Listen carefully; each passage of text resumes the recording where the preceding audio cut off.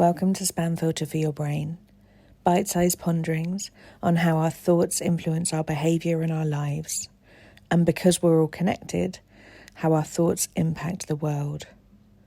I'm here to help people reconnect with their bodies and declutter their brains. And I don't believe that we should just magically know how our emotions and our thoughts impact our lives if no one ever teaches us. So let's learn this stuff together. Rejection sucks, doesn't it? It's something that I know so many people deal with, myself included. And I've been thinking a lot about this idea of rejection and how we use other people's thoughts to validate stories that we are already telling ourselves. And this could be in a work context, it could be in a relationship context, it could be in friendships, it could be for work if you are freelance, especially putting yourself out there. How are you using other people's autonomy and choices to reinforce some story that you're telling you about you? And in my thinking about this, I've been looking at some of the ways that I deal with it and looking at some of the tools that I find most useful. And I nailed it down to one, and I thought I would share that with you this week in case you find it helpful. Save it for a rainy day or the next time you feel a little bit rejected. If that's not something that you're in right now, and I'm super happy for you if that is the case, but store it in your first aid kit. And that is noticing where someone else's thoughts about you or someone else's choices back up something that you say to yourself, which feels like an old story that you're carrying that probably isn't very kind, that feels perhaps a little bit mean or critical. And I'm thinking probably a lot mean and critical. And just taking that moment to pause and see if you can spot what that story is. What is the thing that you think their rejection confirms about you? If you were to stop and pause, what is the thing that you think they're saying that they haven't actually said in words? So is the thing, I'm not good enough? Or is that thing, you wouldn't be capable of this? Or is that thing, you're not worth it? Or any flavour of that? These are just some common themes that often come up in coaching calls, but definitely come up in my head. I am not immune to this stuff by any means.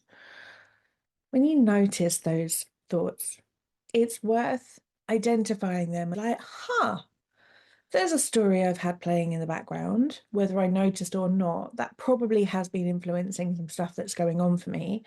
Do I want to carry on playing that story out? Do I like the results that it gets me when I tell myself that stuff? And if not, what can I do with it? And the what can I do with it bit is quite often just noticing that it is there first off. And then with some kindness, bringing a little bit of compassion to that story. And by bringing a little bit of compassion to it, I mean, as a fully grown, complicated, brilliant brained adult that you are, being able to hold more than one thing at once. So maybe you could be telling yourself that you're not good enough.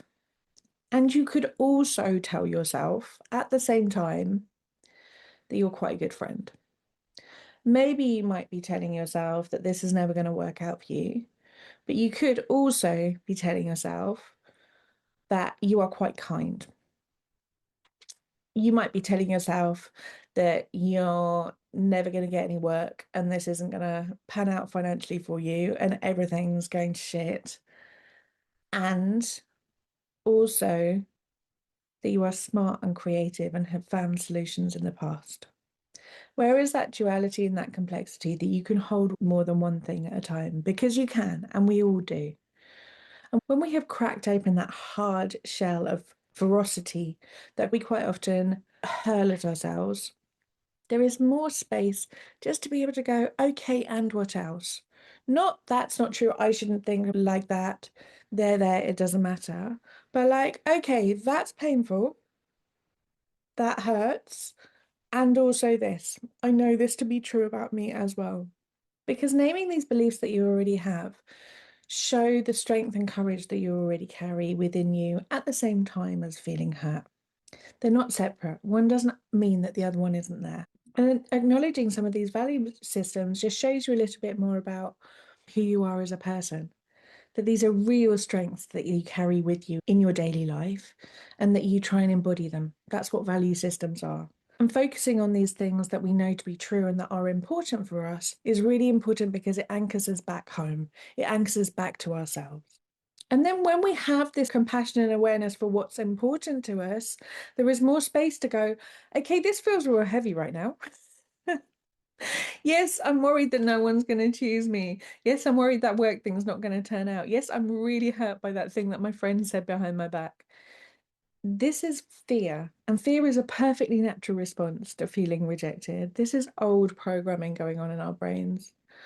It is familiar and it's understandable and it's exceedingly, exceedingly human. But it doesn't define all of who you are, not by a million miles. And just trying to softly remember that you yourself have these values in place as well as this hurt, even though there is that fear there. It just serves to ever so slightly soften and rewrite the narrative of rather than this is the thing that always happens. But even in the face of this, I know who I am. Even when I'm frightened, there is care here, kindness here. Even when someone says things that hurt and land in me in a place that is so tender, that also I can show up for my mates on a Wednesday lunchtime.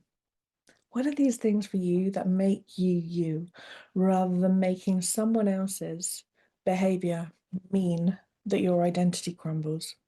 It doesn't erase the anger or the fear or the rejection, but it just creates a little bit of space. So you can hold both the hard feelings and your inner strength at the same time.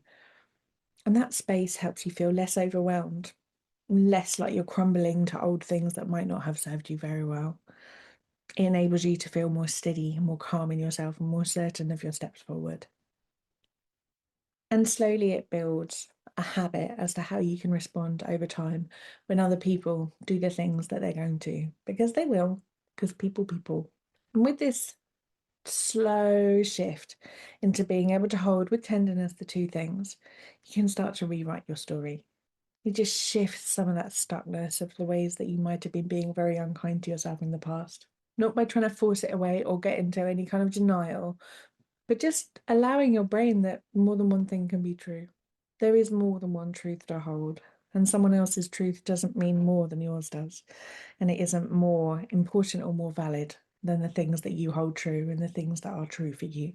And with that, you can bring yourself further home to remember that you are worthy and whole even when you're hurting and even when it feels hard. I hope that that is useful for you this week. There are resources in the show notes. I would be so grateful if you find this podcast useful, if you were to go onto your podcast listening service of choice and write a little review, because that's how they want to recommend it to other people and get into their ears. And that would be really useful for me. If you'd like to give me a little hat tip back, that would be something so kind, and I'd be so grateful. Wishing you all of the care and for you to remember that this is here next time you're feeling a little bit hurt. And I'll speak to you next week. If you've been enjoying what you're hearing on the podcast, you will love Self-Care School. Self-Care School is longer versions of this, more in-depth and more personalised. We have a whole hub of courses from body image to boundaries, perfectionism, time management, and a whole range of other topics. You name it, there's probably a course on it. But most importantly, we also have a weekly group coaching call where you get to apply this stuff to your everyday life and get support to try and untangle your own story from some of the emotions that you might not be enjoying in your life. If you would like to learn how to apply this work to your specific situation and to be building a life of your dreams, I would love to see you inside. Do pop over to selfcareschool.co.uk.